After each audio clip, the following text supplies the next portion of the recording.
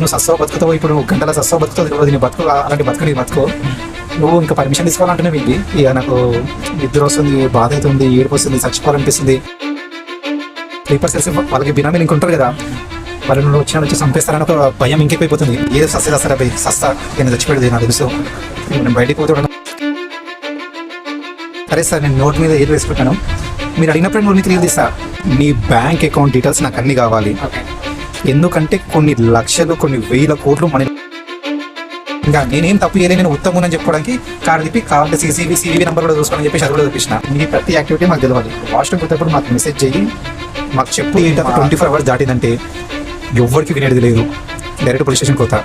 Video continue చేసే ముందు మీ అందరూ ఒక చిన్న రిక్వెస్ట్ ఏంటంటే దీని కంటిన్యూషన్ పార్ట్ 1 అనేది మన ఛానల్లో ఉంటుంది. అదేవిధంగా కింద డిస్క్రిప్షన్లో కూడా పెడుతున్నాను, తప్పకుండా చూసి ఈ సెకండ్ పార్ట్ని కంటిన్యూ చేయండి.